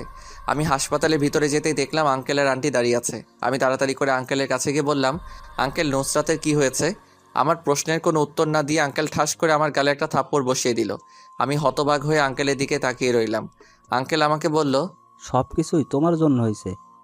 আমার মেয়ের যদি আজ কিছু হয়ে যেত, নিজেকে খুব মহান ভাবো, তাই না? আমি মাথা নিচু করে আঙ্কেলের কথাগুলো শুনলাম, শুধু কিছু বললাম না। আঙ্কেল আবার বলল, ঈশান, নুসরাত আমার একমাত্র মেয়ে। আমি নুসরাতকে অনেক ভালোবাসি। তুমি নুসরাতকে ভালোবাসো, আমাকে বললে কি আমি তোমাদের কিছু বলতাম? তোমার মতো ছেলে পাওয়া তো আমার মেয়ের জন্য ভাগ্য। আঙ্কেল, দেখো ঈশান, আমার মেয়ে কাকে পেলে সুখে থাকবে আমি সেটাই চাই। আমার মেয়েকে আমি তোমার হাতে তুলে দিতে চাই। আশা করি তুমি আমার কথাটা রাখবে। এমন সময় একটা নার্স এসে বলল, রোগীর জ্ঞান ফিরেছে, আপনারা চাইলে দেখা করে আসতে পারেন। আঙ্কেল আমাকে বলল, যাও বাবা, আমার মেয়ের সাথে দেখা করে আসো। আমি আর কোনো কথা না বলে নুসরাতের কেবিনের দিকে চলে গেলাম। কেবিনের ভিতরে যেতেই নুসরাত আমাকে দেখে নিজের মুখ ঘুরিয়ে নিল। আমি নুসরাতের কাছে গিয়ে কান্না মাখা গলায় বললাম, এসবের মানে কি নুসরাত? তোমার যদি কিছু হয়ে যেত তখন কি হতো? তুমি তো খুশি হতে, আর কি? তুমি তো এটাই চাইছো, যাতে আমি মরে যাই। একদম চুপ, এসব কথা আর কখনো বলবে না। কেন? কারণ আমিও তোমাকে ভালোবাসি। সত্যি? হুম। নুসরাত এবার ঈশানকে জড়িয়ে ধরে। ঈশানও নুসরাতকে জড়িয়ে ধরে খুব শক্ত করে। এমন সময় আঙ্কেল আন্টি ভেতরে চলে আসে। আঙ্কেল আন্টি আসার শব্দ শুনে দুজনেই লজ্জা পেয়ে যায়। ঈশান লজ্জা পেয়ে কেবিন থেকেই বেরিয়ে গেল। পরের দিন নুসরাতকে বাড়িতে নিয়ে যাওয়া হলো। নুসরাত আর ঈশানকে একসাথে বসিয়ে রেখে আঙ্কেল বলল, বাবা ঈশান, তোমাকে একটা কথা বলার ছিল। কি কথা আঙ্কেল? আমি তোমার আর নুসরাতের বিয়েটা দিয়ে দিতে চাইছি। আমি চাই তোমরা বিয়ে করে সংসার জীবন শুরু করো। আঙ্কেল, আর কয়েক মাস পরে আমাদের পরীক্ষা। এখন বিয়ে করা কি ঠিক হবে? এতে আমাদের পড়াশোনার ক্ষতি হবে। ঠিক আছে, তাহলে তোমাদের পরীক্ষার পরেই তোমাদের বিয়ে হবে। আমি নুসরাতের দিকে তাকাতেই নুসরাত একটা মুচকি হাসি দিল। আমি রুমে চলে গেলাম। কিছুক্ষণ পরে নুসরাত আমার রুমে চলে আসে। তুমি এই সময় এখানে? আসতে মানা নাকি? এই রুমে তো কিছুদিন পরে আমিও থাকবো। থাকবে সেটা কিছুদিন পরে, এখন না। এখন নিজের রুমে গিয়ে ঘুমিয়ে পড়ো। না, একটা দাও। কি দেব? বুঝে না, কিস দাও। এবার আমি নুসরাতের কপালে একটা চুমু দিলাম। দেখতে দেখতে আমাদের পরীক্ষা চলে আসলো। খুব ভালোভাবে পরীক্ষা দিলাম দুজনেই। পরীক্ষার রেজাল্টও খুব ভালো হয়েছে আমাদের। আঙ্কেল আমার কাছে এসে বলল, ঈশান, এবার তোমাদের বিয়েটা দিয়ে দিতে চাই। আপনি যেটা ভালো বোঝেন। তুমি কি তোমার পরিবারকে জানাবে? আঙ্কেল, এখন আমার পরিবার বলতে শুধু আপনারাই আছেন। আমার অন্য কোনো পরিবার নেই। তো আর কাউকে জানানোর প্রয়োজন মনে করি না। যে পরিবার আমাকে অবিশ্বাস করে বাড়িঘর ছাড়তে বাধ্য করছে, তারা আমার কিসের পরিবার? ঠিক আছে বাবা, তাহলে আগামীকাল বিয়ের কাজ শুরু করি। ঠিক আছে আঙ্কেল। পরের দিন কোনো ঝামেলা ছাড়াই আমার আর নুসরাতের বিয়েটা হয়ে যায়। তেমন বড় করে অনুষ্ঠান করা হয়নি, না হলে আমার সকল পাঠক পাঠিকাদের ইনভাইট করতাম। যাই হোক, বিয়ের সব কাজ সম্পন্ন হয়ে গেল। বিয়েতে শুধুই আমার আর নুসরাতের কয়েকজন বন্ধু আসছে, নিলয়ও আসছে। ভালোই ভালোই বিয়েটা হলো। দেখতে দেখতে রাত হয়ে গেল। বাসর ঘরে নতুন বউ অপেক্ষা করছে আমার জন্য, আর এই দিকে আমার বন্ধুরা আমাকে যেতেই দিচ্ছে না। আল্লাহই ভালো জানেন আমার কপালে কি আছে আজ, ভালোবাসা নাকি দুঃখ। নিলয়কে বললাম, দেখ ভাই, তোরা তো জানিস নুসরাত কতটা রাগী। এত লেট করলে আমার খবর আছে। বুঝতে পারছি। বউ পেয়ে এখন বন্ধুদের ভুলে গেলি? আরে ধর, কি বলিস? আসলে রাত তো অনেক হচ্ছে। ঠিক আছে, চল তোকে দিয়ে আসি। এবার ওরা আমার সাথে আমার বাসর ঘরের সামনে গিয়ে দাঁড়িয়ে গেল। দরজার মধ্যে হালকা ধাক্কা দিতেই দরজা খুলে গেল। আমার বন্ধুরা এক ধাক্কা দিয়ে আমাকে বাসর ঘরের ভিতরে ঢুকিয়ে দিয়ে বাহিরে দরজা বন্ধ করে দিল। আমিও ভিতর থেকে দরজা লক লাগিয়ে দিলাম, কারণ এইগুলোর উপরে আমার কোনো বিশ্বাস নেই। খাটের সামনে দাঁড়িয়ে রইলাম। শুনেছি বাসর ঘরে নাকি বউ এসে বরকে সালাম করে। এখন দেখে আমার বউ এখনো খাটের উপরে বসে আছে। আমি খাটের কাছে গিয়ে বললাম, এই তুমি আমাকে সালাম করলে না কেন? নুসরাত নিজে নিজে তার ঘোমটা সরিয়ে আমার পাঞ্জাবির কলার ধরে বলল, তুই এতক্ষণ কোথায় ছিলি? কখন থেকে তোর জন্য অপেক্ষা করে বসে আছি আমি। বরকে কেউ তুই করে বলে? ছি, আবার বরের কলার ধরে আছে। তোকে আমি খুন করে ফেলবো। হাল্লা বাঁচাও, এই আমি কাকে বিয়ে করলাম? বাসরাতে হাজবেন্ডকে মারতে চাই। এবার নুসরাত রুমে লাইট অফ করে দিল। লাইট অফ করার পরে বুঝলাম কি কোন মারার কথা বলছে। বিলাই মারা। বাসরাত কি আর বলবো, দুজনেই মেতেছিলাম ভালোবাসায়, হারিয়ে গিয়েছিলাম ভালোবাসার অন্য এক দুনিয়ায়। কিছুক্ষণ পরে নুসরাত আমার বুকে মাথা রেখে ঘুমিয়ে পড়ে। আমিও ঘুমিয়ে যাই। সকালে ঘুম থেকে উঠে দেখি নুসরাত নেই। চোখে অনেক ঘুম, তাই আবার ঘুমিয়ে পড়লাম। একটু পরে কারো ডাকে ঘুমটা ভেঙে গেল। তাকিয়ে দেখি নুসরাত। আর কত ঘুমাবে তুমি? রাতে তো ঘুমাতে দাওইনি, এখনো কি ঘুমাতে দিবে না? আর ঘুমাতে হবে না, উঠো উঠো, ফ্রেশ হয়ে নাও। নুসরাতের হাত ধরে একটানে নিজের কাছে নিয়ে আসলাম। নুসরাতের কপালে একটা চুমু দিয়ে বললাম, দুজনে একসাথে আবার গোসল করব। কি? বুঝো নাই? শয়তান। এই কথা বলে নুসরাত আমার থেকে নিজেকে ছাড়িয়ে রুম থেকে বাহিরে চলে গেল। আমিও উঠে ফ্রেশ হয়ে নিলাম। খাবার খাওয়ার জন্য চলে গেলাম। খাবার শুরু করব এমন সময় আঙ্কেল বলল, থুক্কু, উনি তো এখন আমার শ্বশুর। শ্বশুর যে আঙ্কেল বললে পাবলিক কি বলবে? ঈশান, আমার বয়স হয়েছে, আমি চাই এবার আমার অফিসটা তুমি সামলাও। আমি কি পারবো একা এত বড় অফিস সামলাতে? তুমিই পারবে আমার অফিস সামলাতে। ঠিক আছে। এখন অফিসে জয়েন করতে হবে না, কিছুদিন যাক, তারপর অফিসে জয়েন হবে। ঠিক আছে আঙ্কেল। নুসরাত রাগীভাবে তাকিয়ে বলল, ওটা তোমার আঙ্কেল না, শ্বশুর হবে। আর শ্বশুরকে আব্বু বলবে, ঠিক আছে? আচ্ছা ঠিক আছে। খুব ভালোভাবেই কেটে গেল আমাদের কিছুদিন। নুসরাতের সাথে অনেক ঘোরাঘুরি করলাম। আমি অফিসের কাজে জয়েন করলাম। আব্বু আমাকে সবার সাথে পরিচয় করিয়ে দিলেন অফিসের বস হিসেবে। দেখতে দেখতে কয়েকটা মাস কেটে গেল। হঠাৎ করে আমার বন্ধু নিলয় আমাকে ফোন করে বলল সে আমাদের বাসায় এসেছে। তো আমি অফিসের কাজ শেষ করে বাসায় চলে গেলাম। বাসায় গিয়ে দেখি নিলয় আর তার পুরো পরিবার আমার বাসায় এসে বসে আছে। আমি সবাইকে দেখে একটু অবাক হলাম। নিলয় আর তার পুরো পরিবারকে আমার বাসায় দেখে আমি একটু অবাক হয়ে গেলাম। এবার আমি তাদের সামনে যেতেই নিলয়ের আম্মু বলল, বাবা, আমি তোমার কাছে আসছি। জি আন্টি, বুঝতে পারছি, কিন্তু আপনি কেন এত কষ্ট করে আসতে গেলেন? আমাকে বললেই তো আমি নিজেই চলে যেতাম আপনাদের বাসায়। আসলে বাবা, আমি তোমাকে দাওয়াত করতে আসছি। কিসের দাওয়াত? নিলয়ের বিয়ে ঠিক করেছে। আগামী শুক্রবার নিলয়ের বিয়ের দিন তারিখ ঠিক করেছে। তোমাদের সবার দাওয়াত। এটার জন্য বাসায় না এসে ফোনে বললেই হতো। আর সব থেকে বড় কথা হলো নিলয় তো আমাকে কিছুই বলল না। নিলয়কে না জানিয়ে বিয়ে ঠিক করে ফেলেছে। বিয়ের সবকিছু ঠিকঠাক করেই ওকে বললাম। তা বিয়ে কোথায় ঠিক করলেন আন্টি? গোপালগঞ্জ। গোপালগঞ্জের নাম শুনে বুকের ভিতরটা কেমন যেন কেঁপে উঠল, কারণ গোপালগঞ্জ আমার গ্রামের বাড়ি। আমি চুপচাপ হয়ে গেলাম। আর গোপালগঞ্জ তো আর ছোট কোনো এলাকা না। আমি কেন এসব নিয়ে ভাবছি? আন্টি বলল, কি হলো বাবা, কথা বলছো না কেন তুমি? কিছু না আন্টি। আচ্ছা ঠিক আছে, বসেন, খাবার খেয়ে একবারে যাবেন। না বাবা, আমাদের আরো কিছু কাজ আছে, কেনাকাটাও বাকি আছে এখনো। অন্য একদিন এসে থাকবো তোমাদের বাসায়। ঠিক আছে আন্টি। আন্টি আমাদের দাওয়াত দিয়ে চলে গেলেন। তারপর আমিও আবার অফিসের কাজ বাসায় করতে শুরু করলাম। দেখতে দেখতে বিয়ের দিন চলে আসলো। বিয়েতে বরের সাথে আমাদের সবাইকেই যেতে বলছে। তো সবাই রেডি হয়ে নিলয়ের বাসার দিকে চলে গেলাম। আমরা যাওয়ার কিছুক্ষণ পরেই সবাই কনের বাড়ি যাওয়ার জন্য রেডি হয়ে যায়। কিছুক্ষণের মধ্যেই গাড়ি ছেড়ে দেয়। রাস্তা যতই এগোচ্ছে ততই আমার কাছে কেমন যেন লাগছে। কতদিন পরে নিজের গ্রামে যাচ্ছি, কিন্তু পরিবারের কারোর সাথেই দেখা হবে না। আমি চাই তাদের সাথে যেন আমার আর কোনো দেখা না হোক। 4 ঘন্টা পরে আমরা গোপালগঞ্জ পৌঁছে গেলাম। গাড়ি এবার যতই যাচ্ছে মনে হচ্ছে গাড়ি আমার বাড়ির দিকে যাচ্ছে। সেই পরিচিত রাস্তা, পরিচিত গাছপালা। কিছুক্ষণ পরে দেখি গাড়ি আমার বাসার সামনে গিয়ে দাঁড়ালো। তখন আমার বুকের ভিতর কেঁপে উঠল। তাহলে শেষে আমি আমার বাড়িতে চলে আসলাম। কিন্তু এই বাড়িতে মেয়ে তো শিউলি ছাড়া আর কেউ নাই। তাহলে কি নিলয়ের বিয়ে শিউলির সাথে হচ্ছে? আমি ভিতরে গেলে তো সবাই সব কিছুই জেনে যাবে, হয়তো বিয়েটাও ভেঙে যাবে। আমি চাই না আমার জন্য আর কারোর কোনো ক্ষতি হোক। এমনি আমার জন্য সবাই একবার অনেক কষ্ট পেয়েছে। আমি আর চাই না আমার জন্য আর কারো কোনো ক্ষতি হোক। আমি গাড়ির ভিতরে বসে রইলাম। সবাই গাড়ি থেকে নেমে গেল। আমি গাড়ি থেকে নামছি না দেখে নুসরাত আমাকে বলল, কি হলো, গাড়ি থেকে নামছো না কেন? আর তখন থেকে দেখছি তুমি যেন কিছু একটা নিয়ে চিন্তিত। কি হয়েছে তোমার, বলবে একটু? তোমাকে এমন দেখাচ্ছে কেন? কিছু হয়নি, তুমি যাও, আমি আসছি। আমার কিছু কাজ আছে, কাজ শেষ করেই চলে আসছি। এখন আবার কি কাজ তোমার? তুমি যাও প্লিজ, আমি আসছি একটু পরেই। ঠিক আছে, তাড়াতাড়ি আসবে। এই কথা বলে নুসরাত চলে গেল। এবার নিলয় চলে আসলো। নিলয় এসে বলল, কিরে, তুই এখনো গাড়িতে বসে আছিস কেন? আমি একটু পরে আসছি, তোরা যা। না, তোকে ছাড়া আমি ভেতরে যাচ্ছি না। তুই আমার সাথে ভেতরে যেতে হবে। তোকে ছাড়া আমি এক পাও সামনে যাব না। দোস্ত প্লিজ যা, আমি পরে আসছি।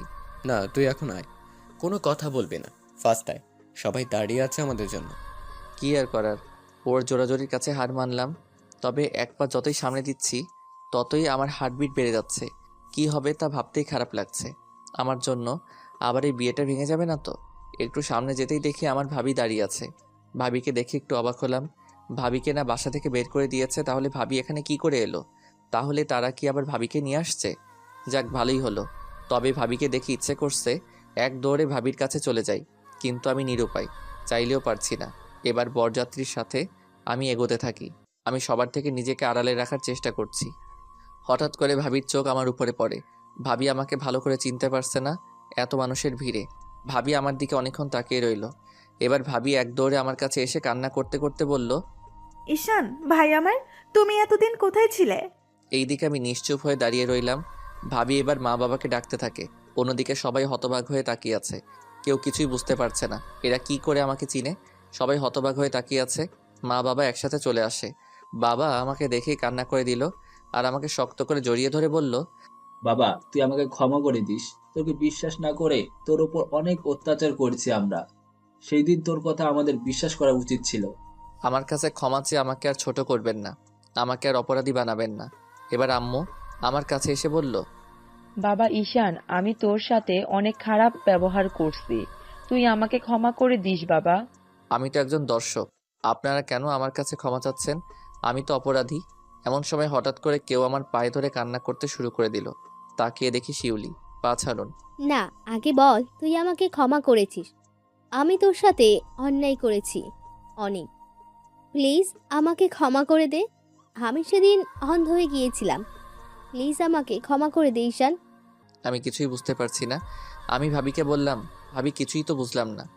আমি বলছি, তুমি এই বাড়ি থেকে চলে যাওয়ার পরে আমাকেও এই বাড়ি থেকে বের করে দেয়, কিন্তু আবার কিছুদিন পরেই আমাকে ফিরিয়ে নিয়ে আসে। তারপর আমি সব সত্যি সবার সামনে নিয়ে আসি। আর শিউলিও নিজের ভুল বুঝতে পারে, আর সে সব সত্যি কথা মা বাবার কাছে বলে দেয়। সে সবার কাছে ক্ষমা চেয়ে নেয়। ও নিজের ভুল বুঝতে পারে। তুমিও ওকে ক্ষমা করে দাও ঈশান। শিউলি এখনো আমার পা ধরে কান্না করছে। আমি শিউলিকে দাঁড় করিয়ে বললাম, আমি তোকে সবসময় নিজের বোনের মতো ভালোবাসতাম, কখনো তোর দিকে খারাপ নজরে তাকাইনি। আর তুই আমাকে মিথ্যা অপবাদ দিয়ে আমার পরিবার থেকে আমাকে দূরে রাখলি। যে মা বাবা আমাকে নিয়ে গর্ব করতো তাদের কাছে আমাকে খারাপ বানিয়ে দিলি। সবার কাছে আমাকে তুই খারাপ বানিয়ে দিলি। আমি তো তোর কোনো ক্ষতি করিনি, তুই আমার জীবনটাই নষ্ট করে দিয়েছিলি। পুরো কলেজে আমার নামে মিথ্যা বলে সবার কাছে আমাকে খারাপ বানিয়েছিস। প্লিজ ঈশান, আমাকে তুই ক্ষমা করে দে ভাই। আমি জানি ক্ষমা পাওয়ার যোগ্য আমি না, তাও তোর কাছে আমি ক্ষমা চাইছি। প্লিজ আমাকে ক্ষমা করে দে ভাই। শিউলির চোখের পানি দেখে খুব খারাপ লাগছে। কেউ যখন নিজের ভুল বুঝতে পারে তখন তাকে ক্ষমা করে দেওয়া উচিত। আমি এবার শিউলির চোখের পানি মুছে দিয়ে বললাম, ঠিক আছে, তোকে আমি ক্ষমা করে দিলাম। এবার শিউলি আমাকে জড়িয়ে ধরে কান্না করতে থাকে। আমি শিউলির মাথায় হাত বুলিয়ে দিয়ে বললাম, পাগলি, এইভাবে আর কান্না করতে হবে না। এবার আমার বাবা আমার কাছে এসে বলল, বাবা, তোকে আমি কত জায়গায় খুঁজেছি কিন্তু কোথাও খুঁজে পাইনি। বাবা, তোকে আর আমরা হারাতে চাই না। তুই এবার থেকে আমাদের কাছেই থাকবি। সরি বাবা, সেটা সম্ভব না। তোমাদের উপরে আমার আর কোনো রাগ অভিমান নেই, কিন্তু এখানে থাকা আমার পক্ষে সম্ভব না। কারণ তোমরা যখন আমাকে অবহেলা করছিলে, তোমাদের অবহেলার শিকার হয়ে যখন আমি বাড়ি ছেড়ে চলে যাই, তখন আমি নতুন একটা পরিবার পাই, যেখানে আমি তোমাদের নিজের ছেলে হওয়ার পরেও আমার কথা বিশ্বাস করলে না। সেখানে একটা পরিবার আমাকে চিনে না, জানে না, তারা আমাকে তাদের পরিবারের একজন করে নিতেছে। একটা দিন তো আমার খোঁজ নাওনি, কেমন আছে ছেলেটা, এসব বলছি আর আমার চোখ দিয়ে পানি পড়ছে। তখন আমার কাঁধের উপরে হাত রাখলো নুসরাতের বাবা। আমি তাকে দেখিয়ে আমার বাবাকে বললাম, দেখো এই মানুষটাকে, উনি আমাকে কখনো দেখেওনি, কিন্তু তিনি শুধুই আমার কথা শুনে আমাকে বিশ্বাস করে তাদের বাসায় থাকতে দিয়েছে, পড়াশোনা করিয়েছে, বাবার মতো স্নেহ করছে, কখনো কোনো কিছুর জন্য আমাকে নিষেধ করেনি। সব থেকে আসল কথা কি জানো বাবা, উনি ওনার সব থেকে মূল্যবান সম্পদ ওনার মেয়েকে আমার হাতে তুলে দিয়েছে। আমি এবার নুসরাতকে সবার সামনে নিয়ে আসলাম। নুসরাতের সাথে আমার মা বাবার পরিচয় করিয়ে দিলাম। নুসরাত এবার সবাইকে সালাম করলো। এবার আমার কাকা কাকি আমার দিকে এগিয়ে এসে বলল, না তোমাদের কোনো দোষ আমি দেই না, আমার কাছে ক্ষমা চেয়ে আমাকে আর ছোট করবেন না। কিন্তু আমার এটাই বেশি খারাপ লাগছে যে তোমাদের সামনে আমি ছোট থেকে এত বড় হলাম, তোমরা আমাকে চিনতে পারলে না। আমার শুধুই এই একটাই কষ্ট। আমার এসব কথা শুনে সবার চোখে পানি। এবার আমি সামনের দিকে তাকাতেই দেখি স্নেহা দাঁড়িয়ে আছে। স্নেহাকে দেখে অনেক খারাপ লাগছে। কি মেয়েটা কি হয়ে গেল, চোখের নিচে কালো দাগ বসে গেছে, আগের থেকে অনেক রোগা হয়ে গেছে, দেখেই মনে হয় সবসময় কান্না করে, চোখ লাল হয়ে আছে। স্নেহা কিছুক্ষণ আমার দিকে তাকিয়ে থেকে এবার ধীরে ধীরে আমার কাছে আসতে থাকে। আমার কাছে এসে আমার পায়ে ধরে কান্না করতে শুরু করে। কেন জানি স্নেহার কান্না আমি সহ্য করতে পারছি না। স্নেহা আমাকে বলল, ঈশান, আমি তোমাকে এতদিনও চিনতে পারিনি।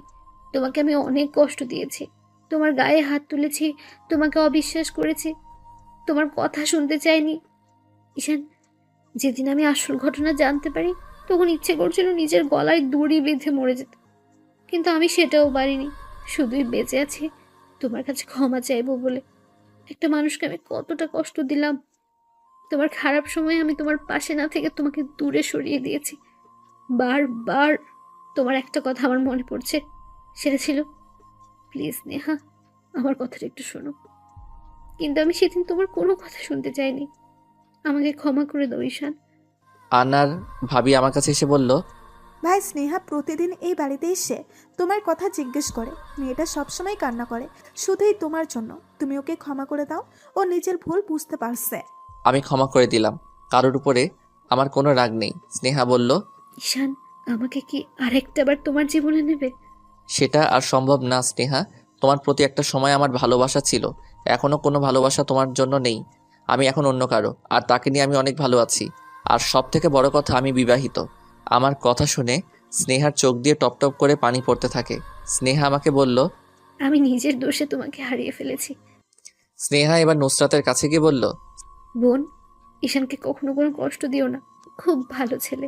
স্নেহা আমার হাত ধরে নুসরাতের হাতের উপরে দিয়ে স্নেহা কান্না করতে করতে বাড়ি থেকে বেরিয়ে গেল। নিলয় আমার কাছে এসে বলল, ঈশান চল। চলো মানে কোথায় যাবি? এখানে আমার বিয়ে করা সম্ভব না। যে তোকে মিথ্যে অপবাদ দিয়ে বাসা থেকে বের করে দিয়েছে, সেই মেয়েকে আমি বিয়ে করতে পারবো না দোস্ত। একদম চুপ, তুই এখানেই বিয়ে করবি। আর সব থেকে বড় কথা, শিউলি আমার বোন। আমি থাকতে আমার বোনকে বিয়ে না করে তুই এখান থেকে যেতেও পারবি না। আর ও তো নিজের ভুল বুঝতে পেরেছে, আমিও ক্ষমা করে দিয়েছি। তাহলে তোর আপত্তি কিসের? তুই এই বিয়ে করবি, এটাই আমার শেষ কথা।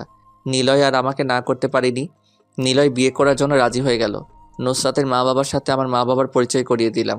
সবার সব ভুল ভেঙে গেল। ভালোভাবে বিয়ের কাজ শেষ হয়ে গেল। এবার কোণে বিদায় দেওয়ার পালা। শিউলিকে নিলয়ের হাতে তুলে দিয়ে বললাম, তুই আমার বোনকে দেখে রাখবি, ও যেন কখনো কোনো কষ্ট না পায়। শিউলি আমাকে জড়িয়ে ধরে কান্না করতে থাকে। এবার শিউলিকে গাড়িতে উঠিয়ে দিলাম। আমার মা বাবা আমার কাছে এসে বলল, তুই কি চলে যাবি ঈশান? এখানে তো আমি অতিথি হয়ে এসেছি, আমাকে তো চলে যেতেই হবে। বাবা, তোকে পেয়ে আমরা আবার হারিয়ে ফেললাম। আমি তো অনেক আগেই হারিয়ে গেছি, তখন তো আমার খোঁজ নাওনি। যাই হোক, ভালো থেকো তোমরা। বাবা, তুই কি এখনো আমাদের উপরে রেগে আছিস? আমার আর কোনো রাগ কারোর উপরে নেই। আসি, আল্লাহ হাফেজ। ভাবির থেকে বিদায় নিয়ে চলে আসলাম। এই কথা বলে আমি গাড়িতে উঠে বসে পড়লাম। এবার আমার শ্বশুর শাশুড়ি আমার মা বাবার থেকে বিদায় নিয়ে চলে আসলো। নুসরাত এবার আমার মা বাবার পায়ে হাত দিয়ে সালাম করলো। আমার আম্মু নুসরাতের মাথায় হাত বুলাতে বুলাতে বলল, দোয়া করি মা সুখে থেকো, আমার ছেলেটার খেয়াল রেখো। দোয়া করবেন মা। তারপর নুসরাতও চলে আসলো। ও একটা কথা বলা হয়নি, আমার দাদি মারা গেছে। আমি বাসা থেকে বের হয়ে যাওয়ার কিছুদিন পরে আমার দাদি মারা যায়। এবার আমরা সবাই ঢাকা ফিরে আসলাম। তারপর অনেক দিন কেটে গেল। আমি কাজ করছি, হঠাৎ করে আমার ফোন বেজে উঠল। ফোনের দিকে তাকিয়ে দেখি নুসরাত কল দিয়েছে। আমি তাড়াতাড়ি করে ফোন রিসিভ করলাম। নুসরাত, বলো। একটা খুশির খবর আছে। কি সেটা? লজ্জা লাগছে খুব? আরে বলো। তুমি বাবা হতে চলেছো। নুসরাত এই কথা বলে ফোন কেটে দিল। নুসরাতের মুখে এই কথা শুনে আমি তো মহা খুশি। মিষ্টি কিনে অফিসের সবাইকে খাইয়ে দিলাম। আমিও তাড়াতাড়ি করে বাসায় চলে গেলাম। বাসায় গিয়ে দেখে আমার মা বাবাও চলে আসছে। তাদের দেখে আমি আরও বেশি খুশি হয়ে গেলাম। আব্বু আম্মুকে জড়িয়ে ধরলাম। তাদের জিজ্ঞেস করলে, তোমরা কখন আসলে? এই তো কিছুক্ষণ আগেই আসলাম। খুশির খবর শুনে কি আর বাড়িতে থাকা যায়, তাই তোর মাকে নিয়ে চলে আসলাম। খুব ভালো করছো। ভাবি আসেনি? না, বাসা তো খালি হয়ে যাবে, তাই নিয়ে আসিনি। এখন তুমি আর বৌমা আমাদের বাসায় চলো। যাবো আব্বু, অবশ্যই যাব। তারপর আমি নুসরাত আমাদের বাড়িতে চলে গেলাম। আমাদের একটা কন্যা সন্তান হয়েছে, খুব মিষ্টি দেখতে। ধীরে ধীরে আমার মেয়েও বড় হতে থাকে। এরপর থেকে আমাদের পরিবারে আর কোনো সমস্যা দেখা দেয়নি। খুব ভালোভাবে চলতে থাকে আমাদের জীবন। হাসি খুশি একটা পরিবার হয়ে ওঠে।